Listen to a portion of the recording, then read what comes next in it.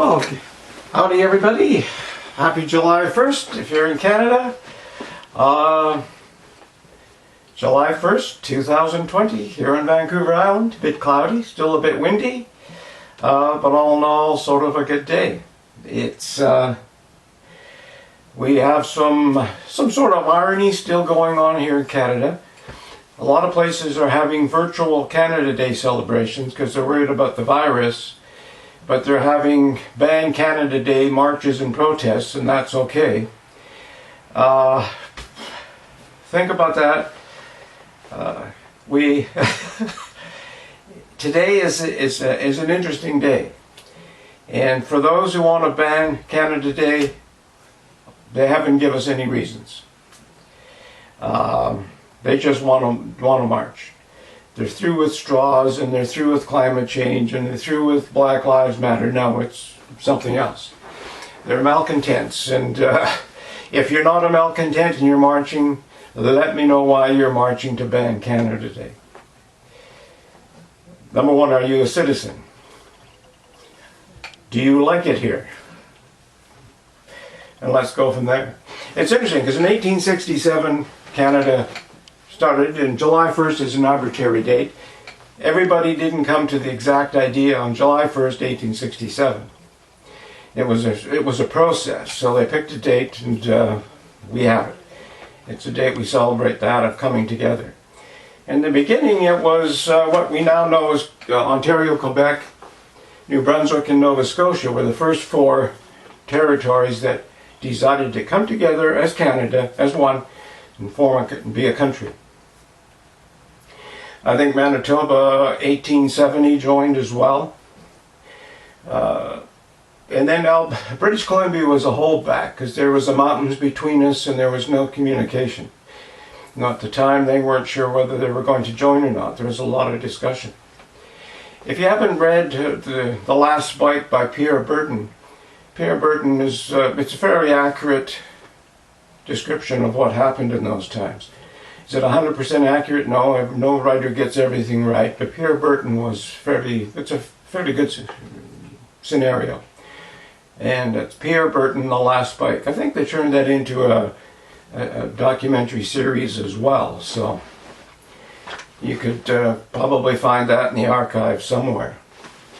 But one of the things that British Columbia what we now know as British Columbia were worried about is there's no connection. So John A. Macdonald and the group of people who had formed this alliance, the four-province alliance, decided they got together to drive a railway through from the east to the west to connect the country. And that move was a deciding factor. And British Columbia joined I guess in 1871, with the basic that they were going to get a railway, they were going to be connected. There was reason now to join. And the railway was a real brutal thing. It's a whole history in itself. When you consider that where they had to drive that railway through different terrain and mountains and muskeg. Again, that's a bit of research that one should do on their own. And so for all you clowns who want to get rid of John A. Macdonald's statue, if it wasn't for John A. Macdonald, the country as we know it, we wouldn't have it. I think 1873 Prince Edward Island joined. 1878 the Yukon became a territory. 1905 Saskatchewan and Alberta came on board. And then it took a long time, but in 1949 Newfoundland and Labrador joined the group. So that is what we call Canada today. And of course we have the Northwest Territories, which are now, at that time were in the Northwest Territories. So it's, like I say, so whatever reasons you have for taking Johnny Macdonald's statue down, because you thought he was racist or he was whatever, he's part of the history. And when you look at that statue, just think, there may not be a Canada as we know it today without that man and the other men and women who were maybe women weren't that active in politics then, but there were behind every guy there's a woman. They're driving this idea. Let's get this railway going. Let's join this into one, or otherwise we could lose it to our neighbors in the south. And it's not just a quick scenario, and you probably already know that. Some of you who are marching to ban Canada probably don't. It's interesting. I noticed we're on the West Coast now. There's people want to get rid of Captain George Vancouver's statue. And whatever one may think of Captain George Vancouver, I mean, he did a lot of accomplishments. I mean, he mapped a lot of the territory on the West Coast here. Vancouver Island's actually named after him. So you have to ask yourself, those of you who want to put his statue in the closet or get rid of it, want to get rid of John A. Macdonald, what accomplishments have you made? What have you contributed to the fabric of the country? You know, and you probably have your prejudice as well. You have your hypocritical moments as well. So, what have you contributed, you who want to destroy statues? Probably very little. Probably very little. And if you've done something great, let us know.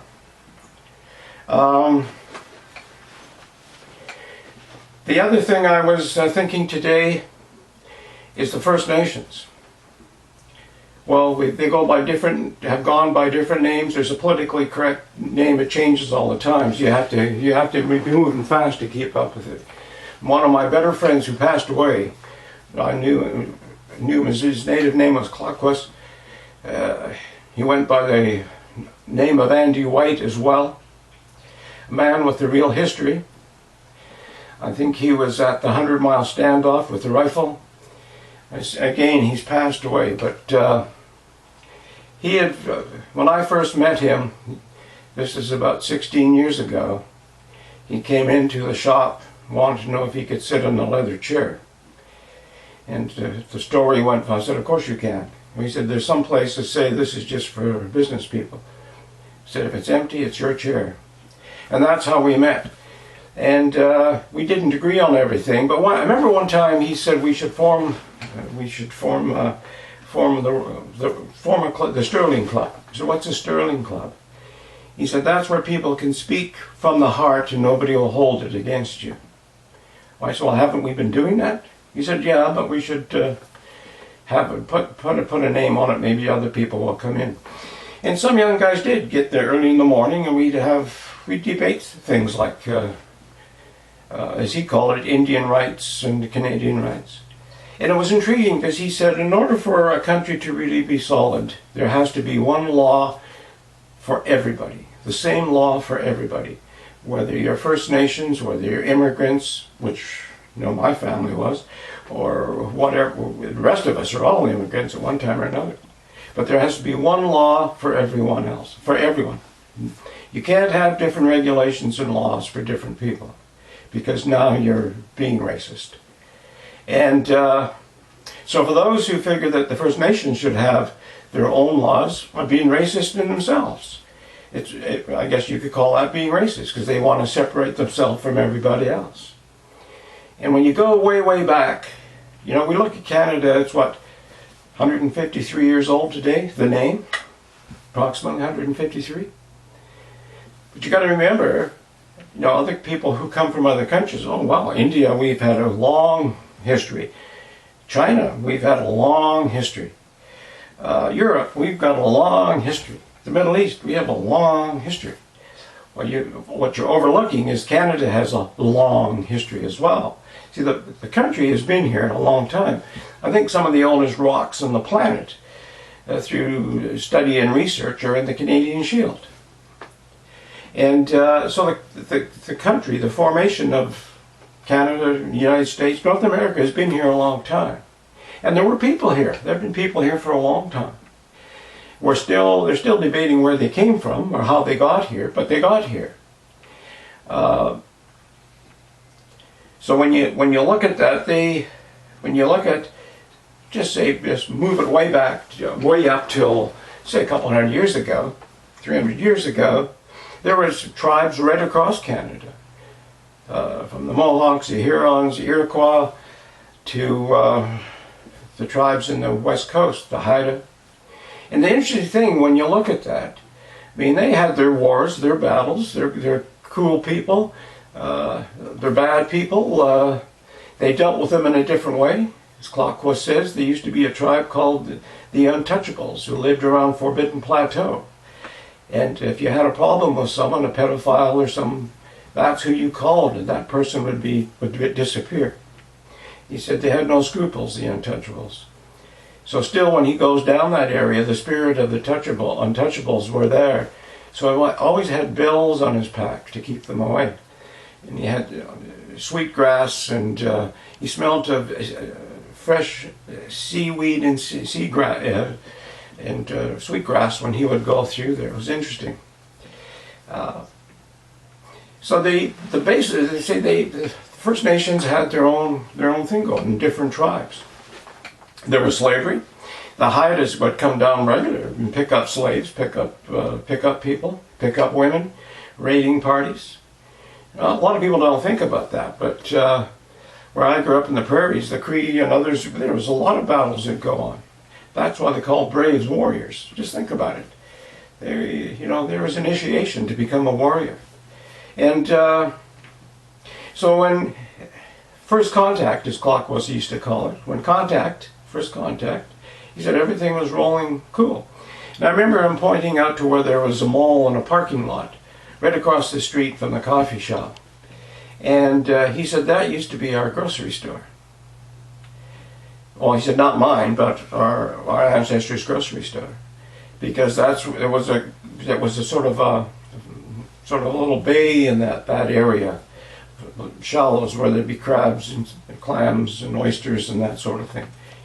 And it was intriguing because we just put a parking lot over it, put a grocery store on there at one time as well, and but it was a different grocery store than the one Claquesous was talking about. So it's interesting because after first contact was made, First Nations or the Indians were looked at as people to be conquered, sort of thing. I guess that's what the English and the French thought in those days. But the English decided to, much like they did in India and anywhere else, they were a big empire. They were the U.S. of their day. And so they had all sorts of treaties with different tribes. They had, which are still in effect today, and people still hide behind them. And the treaties themselves were really racist, really one-sided. But now First Nations and Indians hide behind those now and hold it out. Here's our rights, this old treaty. And thinking First Nations folks like Claquesous felt that he was a Canadian. He knew he was from a different tribe, different culture, but his culture was a little bit different, but it was a blend. He said, that's what Canada is. You come from a different culture. Everybody who comes here, if you're from India, from China, you come from a different culture. You retain that, but we all blend together. We're not forcing it down anybody's throat. Just because you come from England, you don't have any more rights than I do. We should all have the same rights. But of course, the Canadian government then decided to form the Indian Act. And again, another racist thing, but it's still in effect today. And that's my first question I have to serious First Nations people. Why do we keep that? Why don't we get rid of it? When I talk to all the politicians, why don't we get rid of it? Why are we keeping that? And as one First Nations lawyer told me, the law firms have been built around this. We're very successful. That's our income. We're not getting rid of that. You got to have something to oversee this. I thought it was BS. The Indians got along quite well before contact without an Indian Act. You know, they had their own tribal things going on. There was same thing happened in Europe. When you look at Great Britain, you look at Scotland. There are all sorts of clans, and they fought and battled each other and whatever, and that's no different than First Nations. Same in China, same in India. I mean, everything sort of evolves. So what I'm trying to say is that's where we are now as Canada. And I am excited to be in Canada because for the most part, the people that I know, they realize that we're all different cultures, but we all have to come together. We all don't agree on everything, but we can have a debate. We can do this and we can do that. Now, I'm not sure where in the hell the idea came that I guess it's a Bleeding Hearts, and if you have read the UN Agenda 21, Agenda 2020, read all of that off the United Nations website. If you go to International Monetary Fund and read all of their documents and all their plans and goals, you can see where this all comes from. And of course, big corporations buy into that because if they can go and do things in some country where there's no minimum wage and there's no human rights, basically, they can go make more profit, and hey, they're all into that. They're all into that. Why should they pay somebody in Canada $35 an hour with benefits included when they can go over for $3.50 a week in some places, $3.50 a day, and get the same thing done? And it's sad, but that's just the way it happened. And so I'm not sure who started this, and again, it's since I guess the early 1700s, this one world idea was sort of born. Basically not for a fireside kumbaya party, but where they could control people, they could make more profits and less expense. I mean, that's been the drive. I guess that's been the drive forever. There's some people who they focus in on the profits and the money, and the humanity is second. And it's all races have those kind of people. First Nations, the Indians have those kind of people. Chinese have those kind of people. You know, the Indians, everywhere. And you know, the basic human being is a decent person. When you sit down with somebody from Iran, somebody from India, somebody from China, somebody from Brazil, somebody from Spain, somebody from wherever, the real people are real people. They all have the same goals, the same ideas to make a life, look after their families, and try to create something for themselves. And so I think on Canada Day, that's what we should be looking at. Again, we have clowns who are trying to ban the thing, don't like the flag. There's people apologizing for it. And I think that's where the problem started, when we started to say families don't really matter.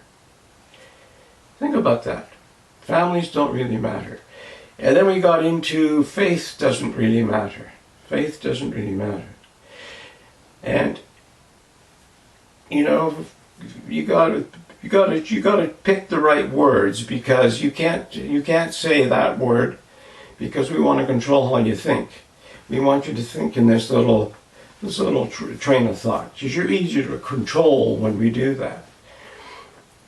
So we've got rid of things that really were the fabric of the community. And that's where we are right now. And I look to the U.S. I mean, it's really, really disheartening in a way. And what's disheartening about it? It's the same thing that's disheartening in Canada. We're not having as much violence up here yet, but when you look at the silent majority out there, most of the Americans don't believe the bullshit that's going on. Most Canadians don't believe in all this crap that we go through, all this political correctness, choose your right word, no families, no faith. People are just afraid to stand up and say something and be different. They might, and well, it's right now they lose their jobs for that. They lose their positions for that. They're mocked by the Bleeding Heart crowd. And it's time we got off our butts and quit sitting on our hands and stood up and said something. Because if we don't, we're going to end up in a place where nobody wants to be. All these people who are tearing down statues, doing goofy shit, what are they going to replace what we have and we've been building for hundreds of years? What are they going to replace it with? They haven't, I haven't seen any plans. They just, the people controlling them all do. It's the one world government where everybody is controlled and the people on top are making more money. And if one doesn't really see that, I don't know where one's been. And sometimes it's just people don't want to see it because they don't want to disrupt their own train of thought. Their own little, what is comfortable right now. But you look at Seattle. Seattle's a good example. The governor, the mayor, politicians, let those clowns take over the center of their city. And everybody, and our parents with microphones and pens in the newspapers, taking their notes and printing out sheets of bullshit, spewing crap on television, called it peaceful protests, everything is cool, it's a nice movement, it's the people's rights to protest. They didn't talk about the rapes, the shootings, the burglaries, the beatings, everything else going on there.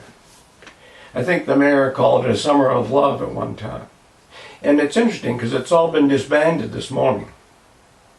Of course, the organizers have long gone. They've gone on to somewhere else with their guns and what have you. You know, if you've just been watching CNN, you probably don't realize the whole underworkings of this. But I think what really triggered it was the marchers decided to protest down the Mayor's Street. And holy shit, I've been kissing your ass and bending over backwards for you folks, and what are you doing here? You can't come here. So as soon as you start threatening the people who, the bleeding hearts in power, well, things change. You get out of here. I think there was, last I saw, there was, 13 arrests? And these are with the dumbasses who were just following the setup clowns. Setup clowns are long gone. The instigators of all this are long, they're not being arrested. It's the followers, the sheep, the people who don't think, but who just thought they were getting in on a good cause. I see, you got to realize this Black Lives Matter isn't a really good cause. I look over at England, and the premier football clubs have that on their shirts. I would not go to one of those games or watch them on television. I mean, what are they backing? They're backing a whole regime change that is not cool. They don't give a rat's ass about black people. Talk to any black person who does. They don't follow that. They understand that it's just a hijack. It's just the Marxist, the communist type people who want to take over. They don't realize that once it's all done, those elite powers that be, those people will be gone. Because we'll all just be cogs in the wheel. You know, I think a good anthem for these marches and protests is Highway to Hell by Chris Rea. If you haven't listened to that song, listen to it, because that's where we're basically going if we don't give our heads a shake and come to. But anyway, I'm thinking about that on Canada Day. I kind of like the country. I've been across the country. I've been to we have different cultures in our own country, different lingo. It's all cool. And if you haven't done that, maybe get off your butt and do that. Go meet the people in Alberta, people in Saskatchewan, the people in Manitoba, Ontario, and Quebec, in the Maritime provinces. Different culture pockets and all cool people, but we're not all robots thinking and doing the same thing. But most of those people you're going to meet love Canada. They're not saying much about all the protesters because they realize you have the freedom to do that here. Just think if you lived in China. You want to have a communist regime. Just think if you lived in China. If you lived in Russia. If you lived in North Korea and you want to protest and you want to do dumbass things like destroying property, beating up people, how long do you think your march would last? Do you think your march would ever get started? Do you think they'd ever let you organize? Because they would know what you're doing. They follow you pretty closely in those countries.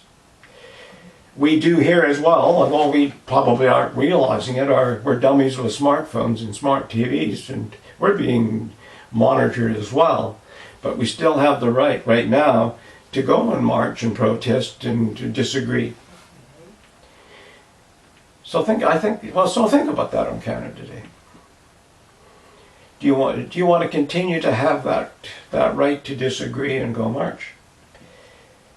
If you bring in the system that you want to bring in, well, you're toast. Now, you're one of the first ones that's going to be going to the retraining center or to wherever else they're going to put you. I guess that's all for now. Have a fine Canada Day. It's good to be here. I don't have my flag here. It's outside blowing. But we'll see you tomorrow. Bye for now.